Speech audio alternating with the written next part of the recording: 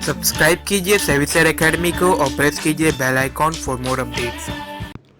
हाँ दोस्तों, आज का ज्ञान वार्तालाप के अंतर्गत जो मैंने वाक्य अपना लिया है वो वाक्य ये है कि यदि आप अपने डर को नियंत्रित करते हैं तो आप शेयर्स को होल्ड करने में सक्षम होंगे। If you control your fear you will be able to hold the shares. हाँ दोस्तों, यही अक्सर होता है कि हम डर से ही शेयर्स को बेचते हैं। जनरली रिटेल इन्वेस्टर्स नॉर्मली क्यों शेयर्स बेच देते हैं? अधिकतर यही होता है। अधिकतर मैं कह रहा हूँ दोस्तों, हमेशा का वाली शब्द नहीं यूज़ कर रहा हूँ। अधिकतर, ज़्यादातर होता ये है कि मार्केट में कोई बड़ा नेगेटिव न्यूज़ आ गया, कोई नेगेटिव बात हो गई। देख रहे हैं एक ही दिन में सेंसेक्स 800 1000 1200 पॉइंट गिर गया या कभी उससे भी ज़्यादा गिर गया। तो अक्सर रिटेल इन्वेस्टर उसी डर में कहीं ना कहीं लॉस तो हो ही जाता है। यानी कहने का मतलब है शेयर्स तो पहले से ही नेगेटिव चलते रहते हैं। अब डर क्यों बढ़ता है उसका भी एक बेसिक कारण भी बता रहा हूँ दोस्तों, कि किसी भी शेयर्स में मान लो जैसे आप पहले से ही नेगेटिव में हैं, मतलब शेयर्स का जो आपको रिटर्न दिख रहा है वो पहले से ही मान लो 15 से 20% नेगेटिव है या 30% पहले से ही वो माइनस में है, तो उसमें तो पहले से ही आप मनोवैज्ञानिक दबाव तो पहले से ही आप पर है कि भाई वो तो 30% 52 वीक्स हाई से 30% 40% डाउन है और आपने उसी समय लिया था जब वो 52 वीक्स हाई के आसपास था। अब वो देखकर आप धीरे धीरे कमज़ोर पड़ जाते हैं। कमज़ोर क्यों पड़ जाते हैं? क्योंकि शेयर्स ऑलरेडी 30% 40% डाउन है और ये जैसे जैसे परसेंटेज डाउन होता है वैसे वैसे आपका डर का भी पारा बढ़ता जाता है और वो डर ये ऐसे लेवल पे पहुंच जाता है कि आप सोचते हैं कि भाई अभी 45-50% गिर ही गया है, पता नहीं 60-70% गिर जाए, इससे अच्छा भाई जो 50% का लॉस है वो ही होने दो, चलो बेच के निकल जाओ। बस कारण क्या है दोस्तों? कारण एकमात्र है आपका डर, और वो डर ने आपको मजबूर कर दिया शेयर्स को बेचने के लिए। तो सबसे इम्पॉर्टेंट शेयर मार्केट में ये है दोस्तों, यदि आप स्टॉक इन्वेस्ट करते हैं या आपका शेयर्स में पैसा लगा हुआ है तो दो बातों का आपको ध्यान रखना है। ज्ञान वार्तालाप के अंतर्गत में आपको ज्ञान क्या प्राप्त हो रहा है उन शब्दों पर आपका विशेष ध्यान हो। पहला पॉइंट ये है दोस्तों कि पहले अगर आप ये देखते हैं कि ऑलरेडी आपका 30-40-50% तो पहले ही वो डाउन है, तो आप लॉस में क्यों और लॉस करके बेच रहे हैं? अगर वो लॉस है तो वो नोशनल लॉस है। नोशनल लॉस माने दोस्तों कि अभी तक आपने लॉस तो बुक किया नहीं है, तो अभी तक वो काल्पनिक है ना। जो नुकसान है वो आपका अभी भी काल्पनिक है, वास्तविक नहीं है। वास्तविक कब होगा? जब आप शेयर्स डर से बेच देंगे। तो वहाँ पर आपको नियंत्रित ये करना है अपने आप को कि भाई ये लॉस है, तो प्रॉफिट भी जब था तो हम कहाँ बेचे थे? जब प्रॉफिट में हमने शेयर्स को नहीं बेचा या कोई शेयर्स ऑलरेडी प्रॉफिट में है हम उसको नहीं बेच रहे हैं। क्यों नहीं बेच रहे हैं? क्योंकि हमने उसका नज़रिया 2 साल 3 साल 5 साल 10 साल का रखा हुआ है। तो क्यों शेयर्स को बेचें? अच्छी कंपनी है, अच्छा डिविडेंड दे रहा है जब, तो कई इन्वेस्टर्स होते हैं जो बिल्कुल बेचते ही नहीं है क्योंकि उनका नज़रिया लॉन्ग टर्म का है। तो जो लॉन्ग टर्म इन्वेस्टर होते हैं ज़्यादातर उनमें फियर फैक्टर कम हो जाता है क्योंकि उनका नज़रिया तो 5 साल 10 साल का है।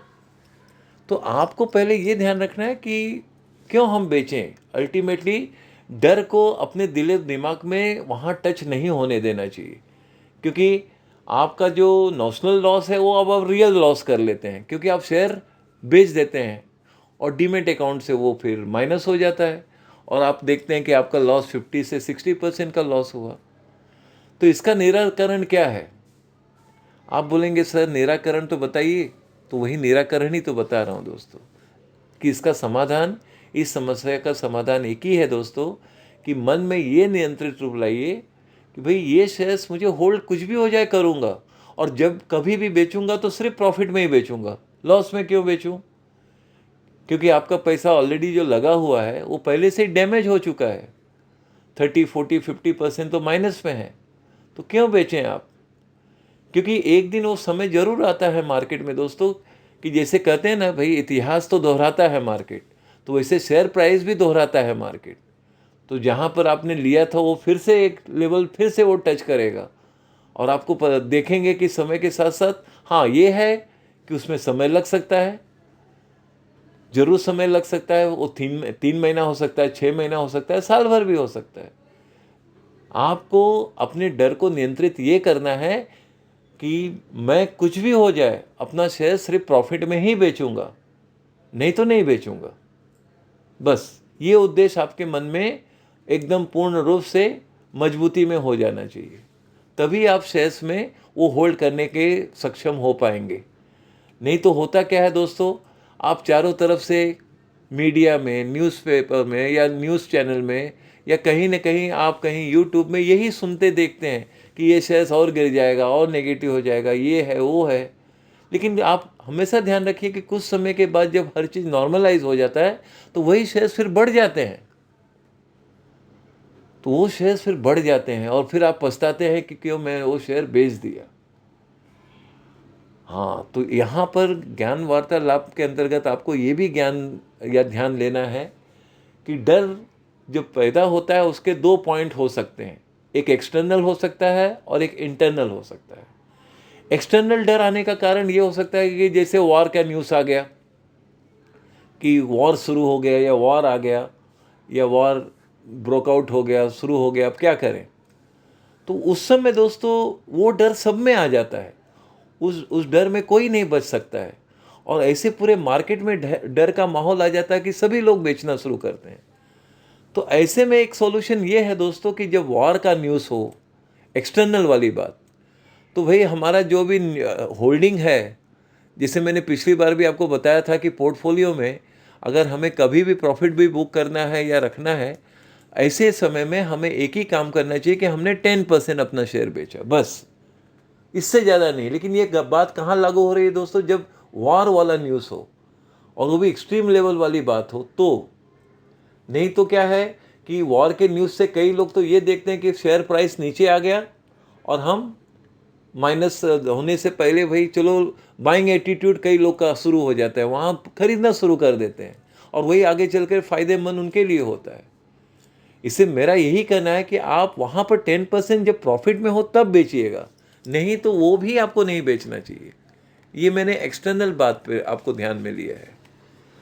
दूसरा दोस्तों मेरा यही बोलना है कि इंटरनल, अब इंटरनल कंपनी का कोई मैनेजमेंट वाली बात या कोई समस्या वाली बात आ गई कि डायरेक्टर ने रिज़ाइन दे दिया या प्रमोटर्स, कोई दूसरे प्रमोटर्स ने रिज़ाइन कर दिया या ऑडिटर रिज़ाइन कर दिए, ऐसे केसेस में दोस्तों मार्केट में डर छाना या पर्टिकुलर स्टॉक, पर्टिकुलर वो कंपनी में असर पड़ सकता है, वो इंटरनल बात हो गई। और ऐसे में डर जब होता है तो हमें ये देखना चाहिए दोस्तों कि अगर कंपनी फ्यूचर एंड ऑप्शन में लिस्टेड है, यानी फ्यूचर एंड ऑप्शन में है वो, तो मेरा एक वाक्य जरूर याद कर रखिएगा दोस्तों कि जब कभी भी 50% एक ही दिन में अगर शेयर प्राइस गिर जाए तो वो शेयर्स को जरूर बेच देना चाहिए। हाँ, ये बात मैंने पहले भी किसी ऑडियो में ज़रूर कहा था, मैं फिर से दोहरा रहा हूँ आपके नॉलेज के लिए कि एक ही दिन में, क्योंकि फ्यूचर ऑप्शन एक ऐसा एरिया है दोस्तों, एक ही दिन में वहाँ 50 क्या 60-70% भी शेयर्स गिर सकता है, क्योंकि वो फ्यूचर ऑप्शन में है। बाकी में तो आपको मालूम ही होगा दोस्तों कि कहीं 5% का लोअर सर्किट रहता है, कहीं 10%, कहीं 20% का लोअर सर्किट होता है। तो वो बातें, लोअर सर्किट वाली बात वहाँ तक लागू रहती है। तो ऐसे केसेस में जब कंपनी का भाव, शेयर प्राइस एक ही दिन में 50% एंड अबव गिर जाए तो उसी दिन आप भी शेयर बेचकर निकल जाइए, क्योंकि वो लॉस तो हुआ, अब क्या करेंगे, क्योंकि वो मतलब वो एक्सट्रीम केस हो गया दोस्तों। जैसे आपके सामने उदाहरण है, मैं पुराना उदाहरण फिर से दोहरा रहा हूँ कि दीवान हाउसिंग फाइनेंस की बात आपको ध्यान होगा, ऐसे गीतांजलि जेम्स की बात हो गई थी और भी कंपनियाँ थी। तो इसका उदाहरण इसलिए दे रहा हूँ कि एक एक दिन में 50% से ज़्यादा गिर गए थे और जो उस दिन बेच कर निकल गए वो उतना ही लॉस तक सीमित रह गए। बाकी तो फिर आप जानते हैं कि कंपनी पूर्ण रूप से गिर के एकदम लास्ट में डीलिस्ट ही हो गया। तो कुल मिला के आपको एक ही करना है कि फियर को कंट्रोल इस तरह से करें कि भाई कंपनी में वो लॉस तो नहीं हुआ ना कि कंपनी बंद पड़ रही है, कंपनी क्लोज डाउन हो रही है, तब हमें वो डर आना चाहिए। भाई कंपनी तो बंद होने जा रही है, तब हमें वो डर होना चाहिए। या कंपनी बैंकरप्सी का फाइल कर चुकी है और बैंकरप्सी कंफर्म हो गया है, ऐसा न्यूज़ है तो अब क्या कर सकते हैं, तब तो हमें निकलना ही पड़ेगा। लेकिन नॉर्मल टर्म में मार्केट गिर गया, मार्केट 1000-1500 पॉइंट नीचे आ गया और उस समय देख रहे हैं कि अपना शेयर्स का भाव भी 5 से 10% की तरफ नीचे जा रहा है या और जा रहा है, तो ऐसे केसेस में दोस्तों आपको कभी भी शेयर्स नहीं बेचना चाहिए, आपको शेयर्स को होल्ड ही करना चाहिए। क्योंकि जिस तरह से वो गिरा है, जब मार्केट पिकअप करेगा तब वो शेयर फिर से आपका 5-10% ऊपर आ जाएगा। तो इससे ये होगा, अगर आप ऐसे 5-10% में मार्केट में जब नेगेटिव हुआ, 1000-1500 पॉइंट मार्केट गिर गया और उस समय आपने बेच दिया, और जब मार्केट फिर से नॉर्मलाइज होगा या फिर से मार्केट नॉर्मल टर्म में आ जाएगा, तो क्या होगा, तो फिर से शेयर प्राइस ऊपर हो जाएगा। और उस डर में अगर आपने बेच दिया तो आप बाद में सिर्फ ओनली आप पछताएंगे और कुछ नहीं होगा। आप पछताएंगे इस बात से कि क्यों मैंने वो उस समय मार्केट इतना नेगेटिव था, बेच दिया मैंने। तो कुल मिलाकर निष्कर्ष यही है दोस्तों कि कुछ भी हो, ऐसे नॉर्मल टर्म अगर मार्केट गिरता है, नेगेटिव होता है, थोड़ा बेरिश रहता है, तो ये आपका ही कंपनी का शेयर्स नहीं, बाकी कई कंपनी या सेक्टर के शेयर्स डाउन हो जाते हैं। ये भी तो आप देखिए, तो क्यों आप शेयर्स बेचें? आप सिर्फ एक ही पॉइंट पे ध्यान रखिए कि मुझे ये शेयर्स किसके लिए लिया था, 3 साल 5 साल के लिए लिया था, तो फिर मैं 3 साल 5 साल ही रखूँगा। ये तो मार्केट में आंधी तूफान आते रहते हैं, तो ये आंधी तूफान तो थोड़े समय का ही होगा, फिर से नॉर्मल हो जाएगी दुनिया। इसके लिए आप जब भी ऐसे मार्केट गिरे तो उस समय एक एटीट्यूड आपका ऑन हो जाना चाहिए, भाई चलो हम थोड़ा कहीं एवरेज कर सकते हैं क्या, ये एक सोचना चाहिए। हम थोड़ा कुछ बाय कर सकते हैं क्या, या हमारे पास छोटा मोटा बजट है कुछ शेयर्स में इन्वेस्ट करने का, तो वहाँ वो आपका इस तरह का कंस्ट्रक्टिव थॉट होना चाहिए, एक पॉजिटिव थिंकिंग आनी चाहिए कि भाई चलो यहाँ पर मैं थोड़ा शेयर्स ले लूँ, ये मेरा कदम सही रहेगा। यदि आप ऐसा करते हैं तो आपका कदम सही होगा और सफल होगा। तो बस दोस्तों, मेरा जो वाक्य है फिर से दोहरा रहा हूँ कि जब भी मार्केट ऐसे नेगेटिव होता है, आपका डर नियंत्रित हो, और आप अगर अपने डर को नियंत्रित कर पाएंगे तभी आप शेयर्स को होल्ड कर पाएंगे।